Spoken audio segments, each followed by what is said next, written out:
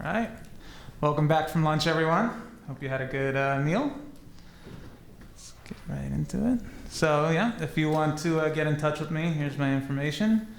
Or missing my email, but you can just ask me for that afterwards. All right, so I'm going to be speaking today about conversational growth strategy. Before I begin, though, I do have to make a confession, and you'll see why with the next slide. I really dislike horror movies. So I'm just one of these people, like, I can't watch scary movies. To the point where, like, my wife drags me to the theater, and I, like, go into the corner and just kind of curl up in a ball. Just not my thing.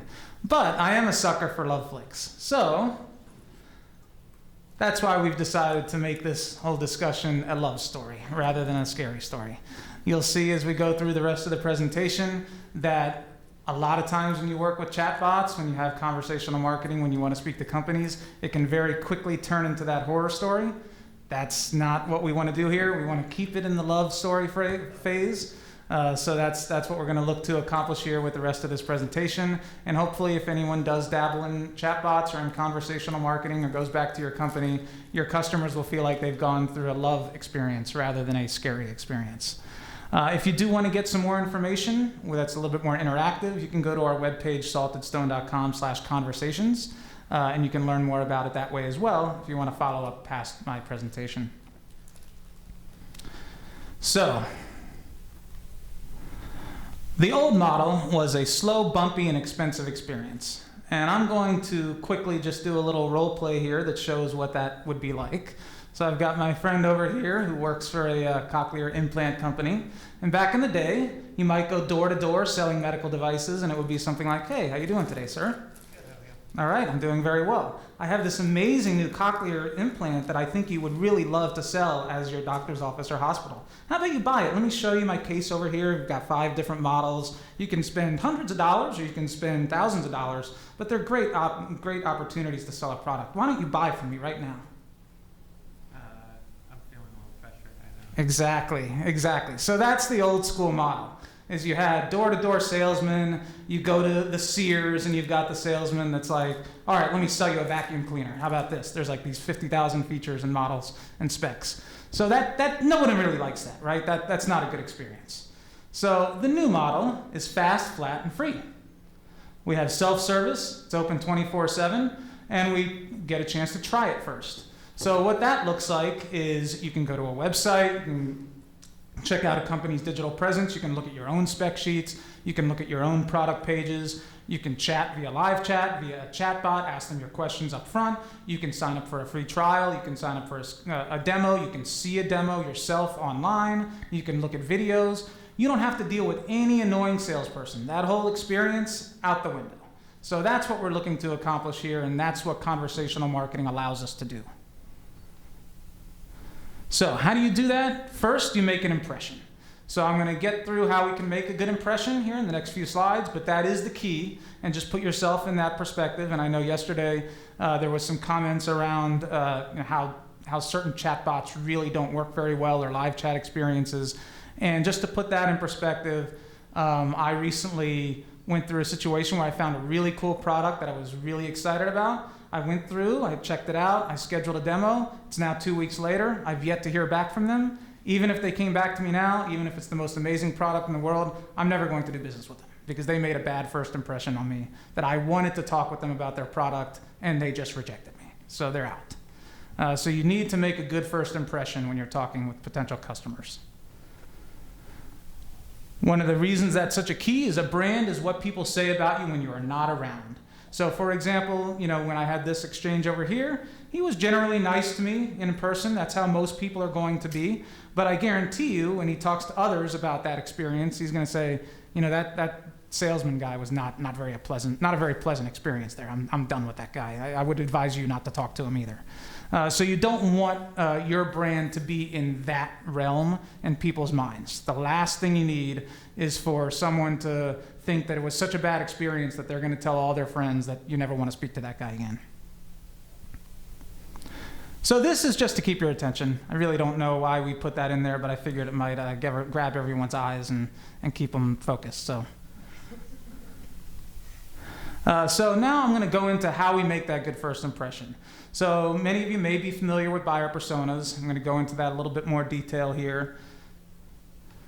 But the reason we do buyer personas, and I want to go back to some of the conversations that we had yesterday, or some of the speakers that came up yesterday, especially the customer data platform one, right? So you'll hear people talking about customer data platforms, identity resolution, having all the data for your current customers, and that's great. And in many ways, that does replace personas for your current customers. But what it doesn't do is give you insight into people that are not customers yet, and give you insight into reaching new audiences that you don't know anything about and you haven't ever done anything with in the past. So that's where the buyer personas really still come into play. And where that matters in terms of conversational marketing is you need to know which different audiences are going to engage with you in which different ways. So there might be some of your audience that loves the chat experience, and they want to come to your website, they want to have a live chat, they want to have a chatbot experience, they don't want to speak to you on the phone, they don't want to email you, they want to do everything through chat. But then you may have other people that would much prefer the email experience or the phone experience, or maybe they want to message you on Facebook, and you have to be versatile and you have to meet customers where they want to be met. And so that's what's really crucial here is when you go through this whole buyer persona exercise, it enables you to understand where your customers want, or potential customers, where your potential customers want to engage with you, how they want to engage with you, and then you can respond to that in kind and meet them where they want to be. So in terms of the next step of the personas, we have brand voice, right? So the other piece of the audience is you may have some of your target audience that prefers live chat, prefers chatbot, but they also prefer very direct communication, right? Maybe they're more engineering, technically focused type people, or someone that has that kind of mindset. They're like, okay, I need to know, does your feature set operate with X? I need to know, do you have the functionality of Y? And that's it. They don't want to know, like, how's your day today? What's the weather like? All these different things. They just want to know, like, does your product offer feature set X? So you want to be able to respond in that way. You don't want to waste their time. You don't want to annoy them with a lot of, flowery language and a lot of additional kind of context. Whereas you may have other people that really enjoy the conversation, right? They want to get to know the person they're talking to. It's like, oh, what are you up to today? How's your weekend look? All these different types of things. They want to have a nice little friendly chat for a few minutes before they ever even get into information about the product. And so that's where your brand voice really needs to reflect that. And you also need to have your brand voice be versatile enough with conversational marketing that you can adapt to those different types of buyer personas. So today's buyer knows what they want and when they want it. So pretty much like we said before, nowadays the buyers have done their research ahead of time. They've already done a lot of the self-service stuff. They've already looked into your company. They've looked into your product. They're not expecting you to have a door-to-door salesman kind of mentality where you're coming at them, trying to sell them something right off the bat and expecting that they've never even heard of you before. Most of the times now, by the time a customer actually reaches out to you, they've already done their research. They know generally what they want, and you just need to get them across the finish line. So what does that look like in terms of the buyer journey? Awareness, consideration, decision. So what awareness means is when they're first starting to realize that they have a problem or an issue that they need to resolve. So what do they do then? Depends on the persona, but commonly, many audiences, they'll do a Google search. So we'll say like the cochlear implant, example. Someone has a hearing issue. They realize that they're going to need a hearing aid. So then what do? They start doing Google searches around like, how can I improve my hearing? They start, going on social media, maybe asking friends on Facebook, hey, does anyone know anyone who's ever had hearing problems? Can you give me some advice? They may join some kind of community forum or Facebook group with people with hearing issues, and what have you guys gone through here? So those are many of the ways you'll go through awareness. Then as you get into consideration, it's going to be like, okay, I know what my problem is, I know what my solution needs to be, what companies out there offer this solution for me? And then that's when you start vetting out the companies, right? This could be a B2B scenario where it's a business that's vetting out the different companies that they want to do business with, or it could be a B2C scenario, which is like the hearing implant example I gave. But that is where you want to be heard from the standpoint of, does your audience want you to provide them videos that show them different examples of how the product works? Does your audience instead want you to do a webinar in which you kind of explain throughout the whole webinar how the product works? There's many different ways that you want to go about this, but you want to make sure you have the persona right, because if you're offering webinars and your audience doesn't like webinars and doesn't want to have anything to do with engaging with webinars, then you've just wasted a lot of money building out webinars for your audience that doesn't want to have anything to do with webinars. So then as we get into decision stage, right, that's how do you bring them across that finish line, right? So you may have some people that still require a one-to-one in-person discussion before they're going to make a purchase. So you need to deal with that person very differently than someone who maybe is fine with just a phone call and all they want to do is hear a friendly voice and have someone tell them kind of generally what the product entails, and then they'll just be like, all right, I'm buying it. So you want to make sure you have all of those different phases planned out and understood as you go through the buyer's journey. So some more cool photos just to liven things up a little bit, keep everyone's attention.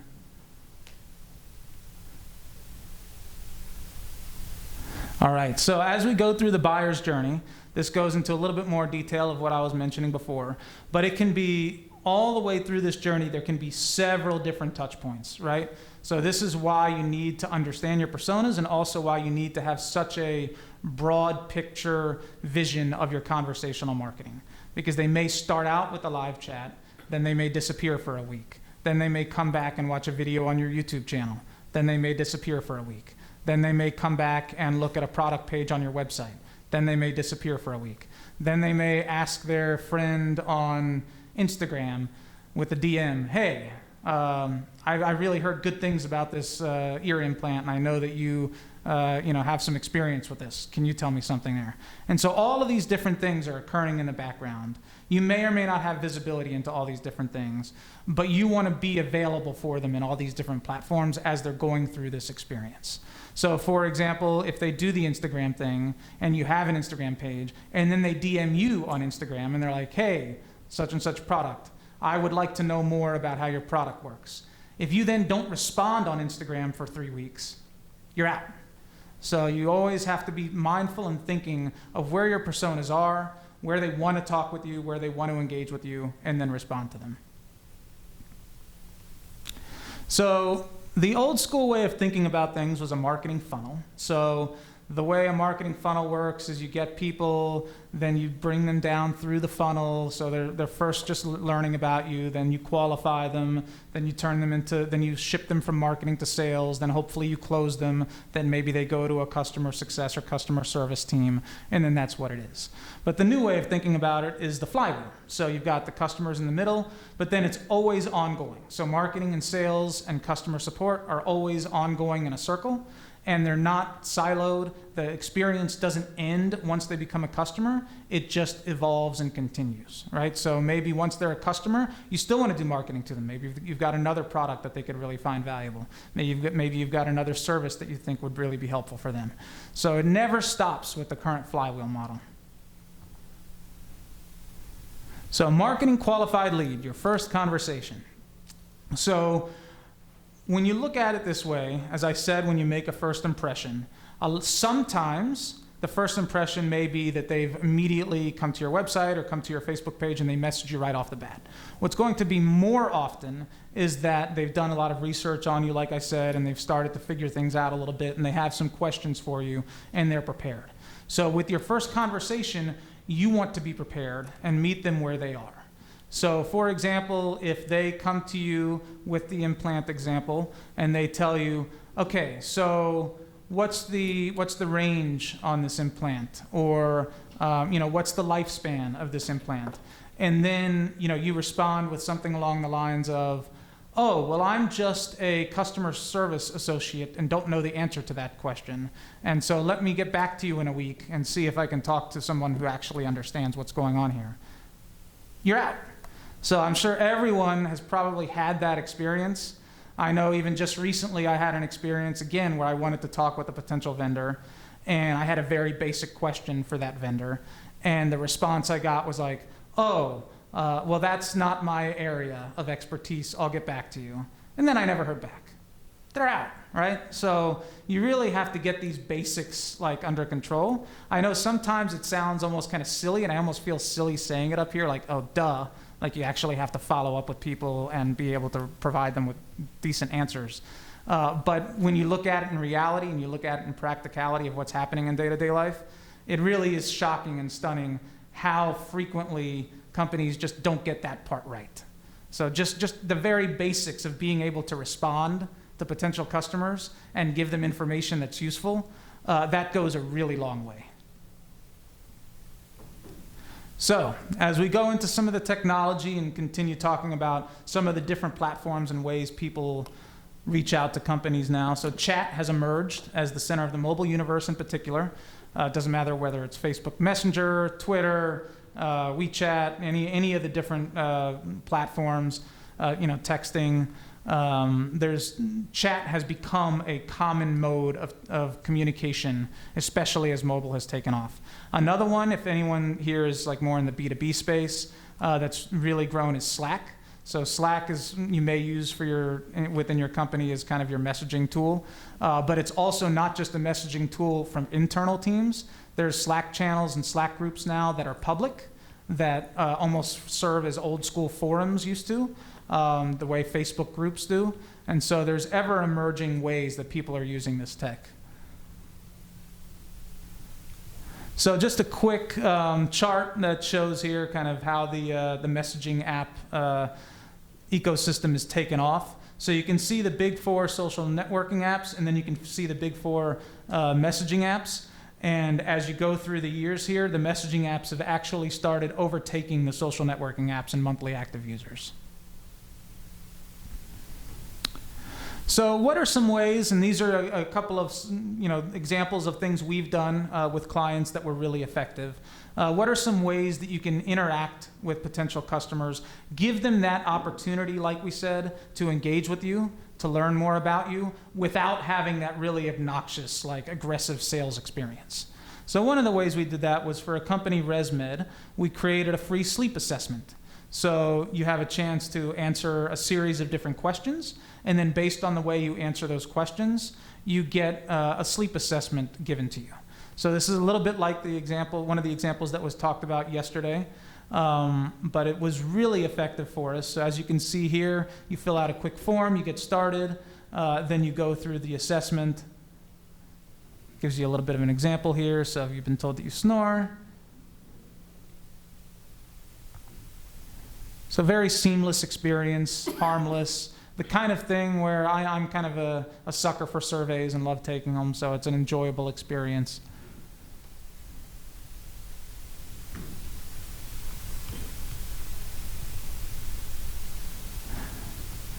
And so then you get this assessment at the end. High risk in this case, could be low risk, could be moderate risk. But you get this whole thing. Then what is sleep apnea? Explore ResMed's products. So then you're giving options on the blue button. What is sleep apnea? If people still aren't quite ready to get all the way down more to a sales-oriented stage, they can do some more research. You're giving them opportunity to do that research on your website and stay engaged with you. If they are ready to move more towards a sale-oriented conversation, then they can explore your products and do more research that way.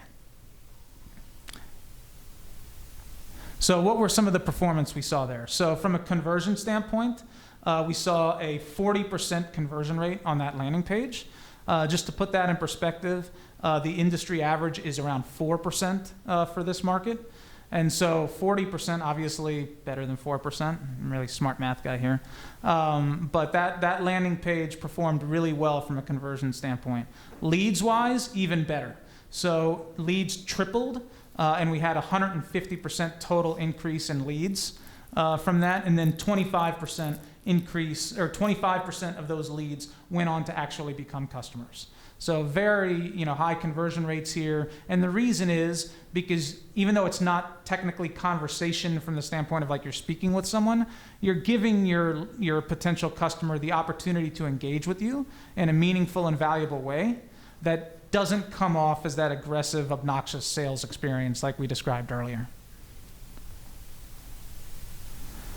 So that's really what inbound is all about, right? Inbound is all about allowing people to, on their own, explore your company, explore your products, explore your services.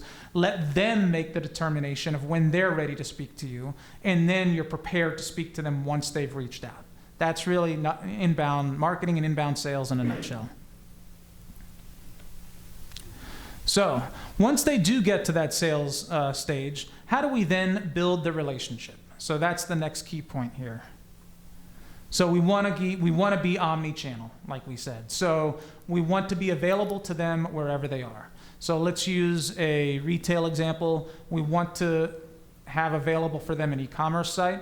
I don't know how many of you have done this. I know I've done it where, say you're in Target, and there's some other geofencing stuff happening with Target, which is a different story.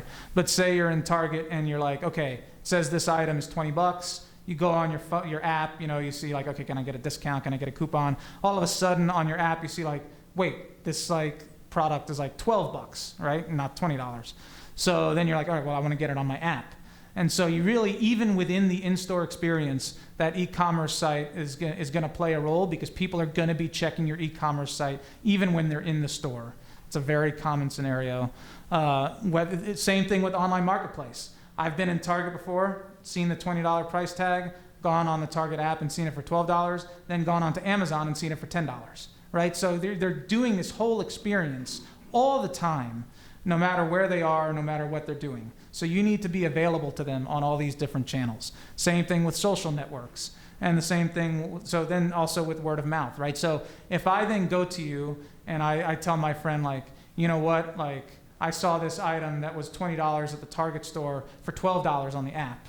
And then he goes on the app and he sees it all of a sudden for $18. And then he sees it on Amazon for $5. That's where you start to get those viral social stories, right? That's where you start to get those news reports of like, hey, why is there so much inconsistency here? Because people are always on all channels simultaneously at all times doing their research.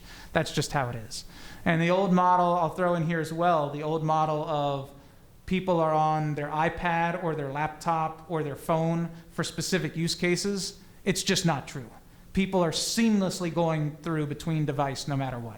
So like just for example, like last night when I was getting some work done, it's on my laptop, but then I checked my phone for a Slack message, but then I had my iPad open and I checked that to see how something looked on my iPad. And it's just how we work, right? We're always constantly streaming in between devices. So this is what we've talked about, but really hits on everything in a nutshell. You have to be available to people with the right message at the right time, to the right person, with the right information, on the right channel, and then that key last point, every single time, right? You can't afford to have this be an inconsistent or a faulty kind of scenario.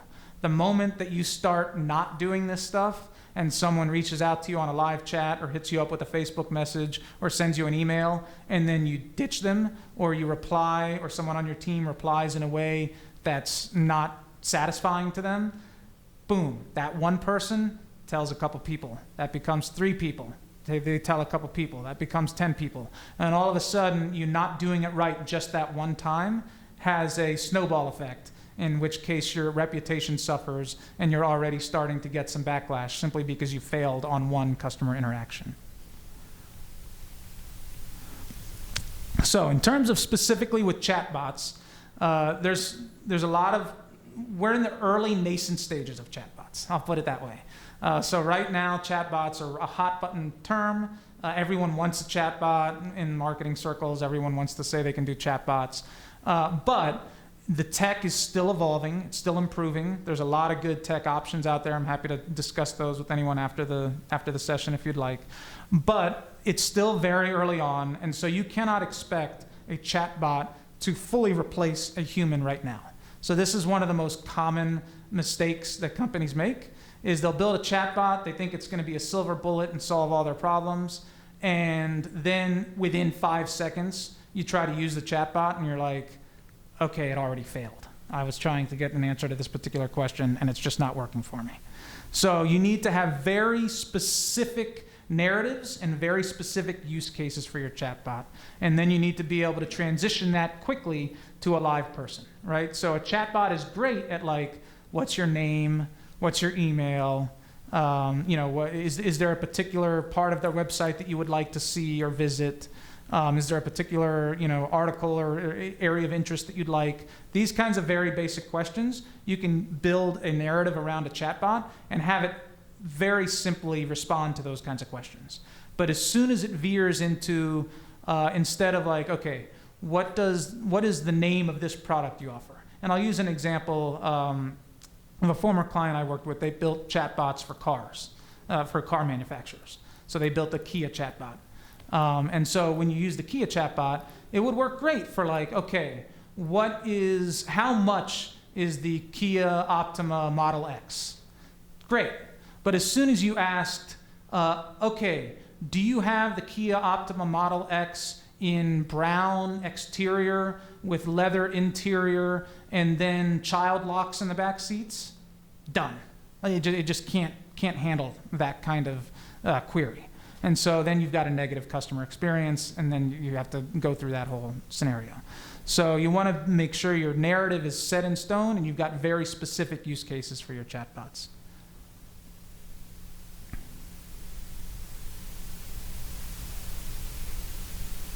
And so, yeah, this I think is a really important note as well. And this is a common mistake that we see is you'll end up with developers or you'll end up with like really technical people being the ones that test your chatbot.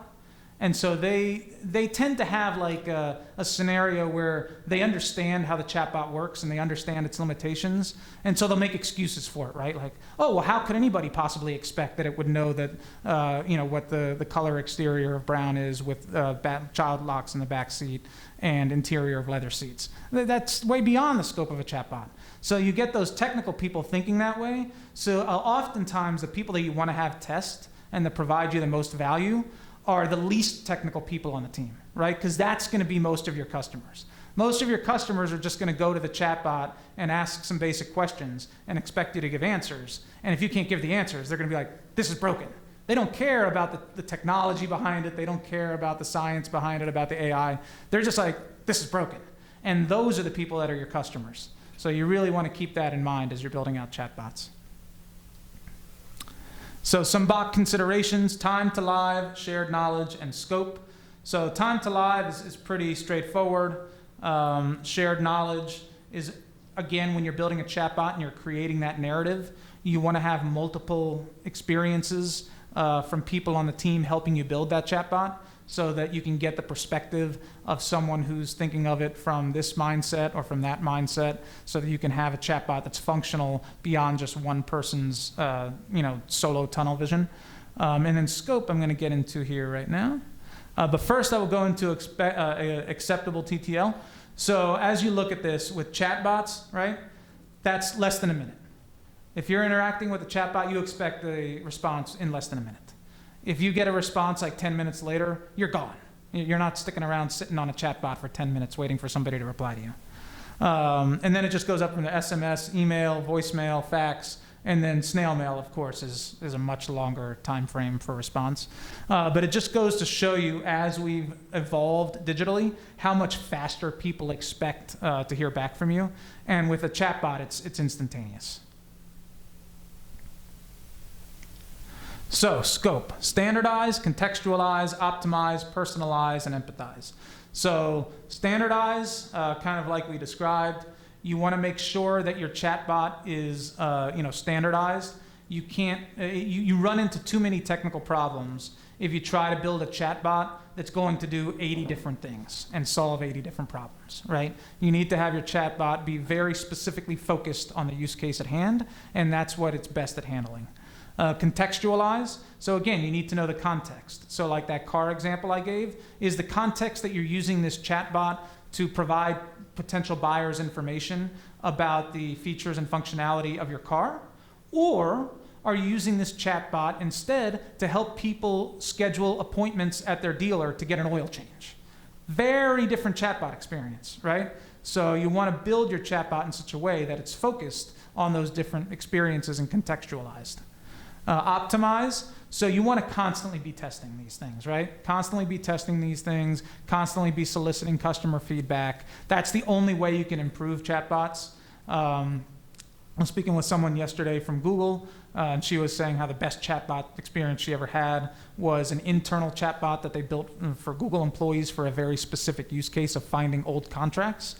And that optimize phase is one of the key portions of it, is that they had machine learning and artificial intelligence and natural language processing built into it. So each time it's getting better. Every time you use it, it's getting better and better.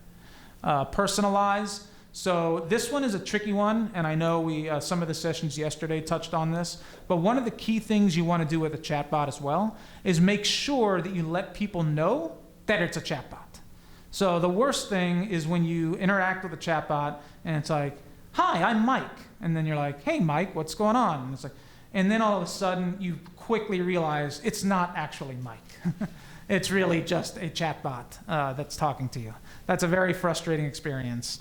And not something that most customers want to have to deal with. So you want to be careful with the personalization to where you want to be able to build the chatbot in such a way that, "What's your name?" I say, "My name is Jason." The next time it says, "Okay, thanks, Jason. Here's what I can do for you." That's the kind of personalization you want, but you always want to acknowledge that it is a chatbot. And then lastly, empathize. So you want to be very careful with your prompts and with the copy that you use in these chatbots, because inevitably there may be situations where the chatbot doesn't quite give the customer what they're looking for, and that's when you want to pass it on to a live chat or a live person. But in those instances, you want to be careful with how you frame that in the chatbot language. So you don't want to say like, "Oh, sorry dude, no luck." That's not going to engender a very good experience. So here's some examples that we'll just show here for a minute that we felt were pretty powerful in terms of digital experiences, again, it's about putting the power in the potential customer's hands as opposed to you trying to sell to them yourself off the bat.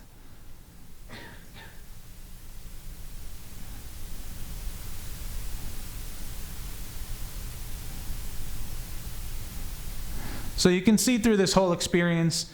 In the old days, maybe it's one of those people that's got their photos up there just coming at you without you even soliciting them and being like, "Hey, like I got this cool thing, like talk to me, I want to sell your house for you." That just doesn't fly anymore. So now we're putting the power in the hands of the potential customer so they can reach out on their own terms.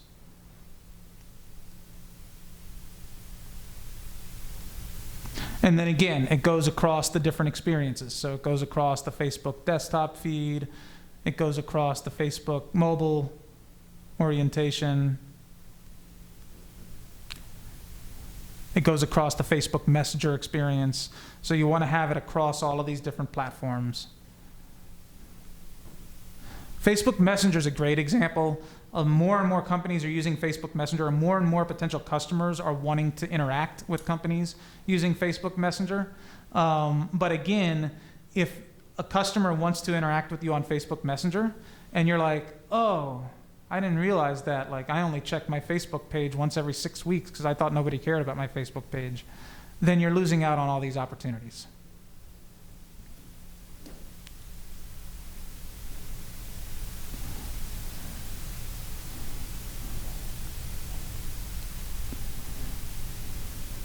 So it just goes to show that that's the other good point here, I think, is that like these Facebook, that's one thing about Facebook Messenger and a lot of these tools, they can continue the conversation way later, right? So I may ask a company on Facebook Message, "Hey, I want to book an appointment for someone to see my house, for example, next Tuesday at 12. And you're like, "Okay, great, I can set that up." And then they may not get in touch with you until like Monday afternoon. Like, "Hey, something came up. I need to switch that to Friday at 12. And so you need to be able to like monitor and respond to those things. So now, opportunity to make a commitment. So this was touched on a little bit yesterday, and there was some good graphics on it. But in 2011, there were 150 companies in the marketing technology landscape. Now you can see all the companies that there are in the MarTech space. So this is not something to be afraid of. What's important to remember here is that this requires you to be disciplined, right? This requires you to be committed and focus on an approach. So you can't have a tech stack with 85 different platforms. That's just not going to work for most companies or for most people. So 83 of those 85 may be amazing, but you pick the 2 that you feel most confident in, and then you stick with them, right? Now you want to do periodic check-ins, maybe every 6 months, maybe every year, depending on your business, maybe every 3 months, to see if it's still the best for you. But you want to commit to those things, and you don't want to just constantly be grabbing onto a new MarTech platform every week, because then that completely messes up your ability to provide that seamless conversational marketing experience, because you're constantly onboarding and integrating all these new tools and systems.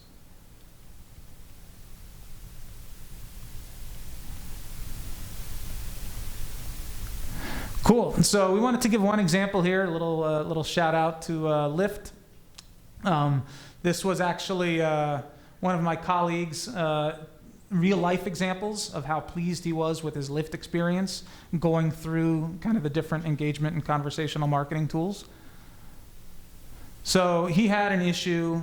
He then sent Lyft an example of that issue. The passenger help bot, as you can see there, immediately responded to him, said that they would get, escalate that issue, make sure that a member of their customer support team will email them once we start to review the process. Thanks for your patience. So this is a perfect application of a bot because it's a good user experience. Okay, they've acknowledged that I had an issue. They're looking into it. They're going to get back to me. There's no like complex communication here. It's not like I'm then going to respond to this and be like, hey bot, let me give you these 85 other details about this issue. It's very one way, very specific use case, and very effective communication. That's a good user experience, letting the user know that the team is looking into it. Then it continues there. They followed up. Your request has been updated to add additional comments. Reply to this email. They continued on. Then, hi Tony, you are very much welcome. It's been my pleasure to assist you. So you go through the rest of this here, and basically the entire experience starts with, we're looking into this. We're going to let you know, hey, we found this. We've decided to, implement this solution or fix to the problem. Thank you for your patience and bearing with us while we figure it out. And then, actually, I skipped too fast there. Then, what was also nice is that I might have actually been in the previous slide. Let's see. Yes, so you've been refunded the full amount of $5.80. So that's the other thing. They followed up with all the communication, and then they did the full refund. And this is how you build a evangelist. This is how you build a loyal customer. This is how you use conversational marketing to generate that positive goodwill from a negative situation. And I think what's so pertinent here is everyone in this room now is emerging from this, at least with somewhere in the back of your mind, Lyft did a good job. Lyft is kind of cool. Lyft gives good customer service. Maybe if I have a problem with Lyft, they'll give me back my $5.80. And these events are where you get that kind of goodwill, as well as mouth to person-to-person discussions. And so this is why this is so important. I think it's such a great example of it. Because if he had had a really negative experience, I might be up here right now telling everyone in this room how horrible Lyft's customer service was, how their conversational marketing totally failed, how it was a terrible experience. Then maybe one of you, maybe two of you, maybe five of you in this room at some point later on are talking with other people. Hey, I heard Lyft had a really horrible customer experience. Oh, I had that bad customer, and then all of a sudden it balloons, right? So that's why all of these things are so critical and important. So brand choice. So some extreme examples here. I suspect nobody in the room has tattooed any of their favorite brands on their body. Maybe I'm wrong? So, okay. But some people go that far, so it's good for them. But the key point here is that consumers really only want to be connected with 5 brands total. When you get beyond that, it's too much, right? So you could say like, I'm an Apple fan. I really enjoy, Wendy's. I'm a BMW guy. But you're not really going to then say, I'm a BMW guy, an Apple fan, a Coca-Cola fan, a Wendy's fan, a Marlboro user, a WePlay fan. You hit a limit, right? You hit a limit of your favorite brands. So your goal as a business is to be one of those 5 favorite brands. And that is the conclusion of the presentation, but I did want to give some time for Q&A and for questions. So does anyone have any questions or thoughts?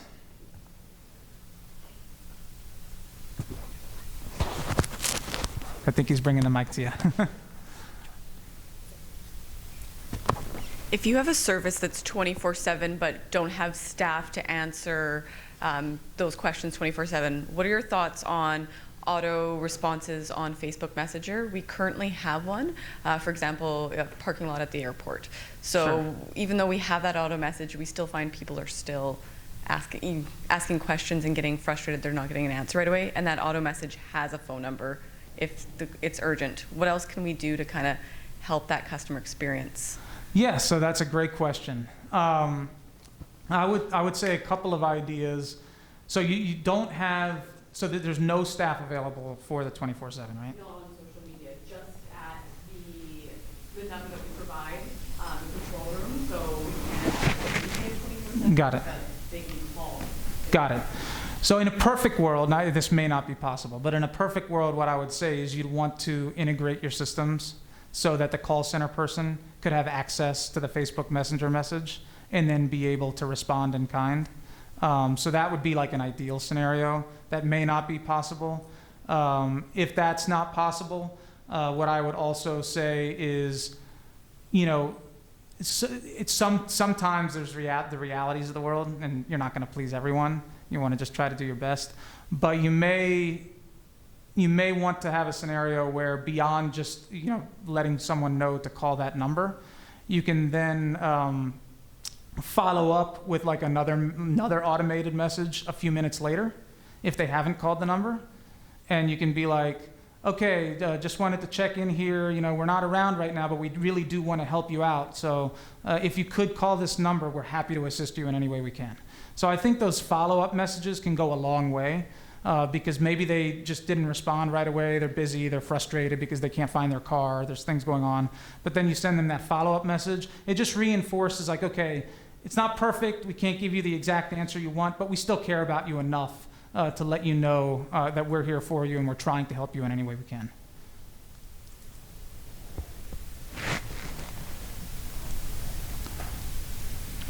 Anyone else?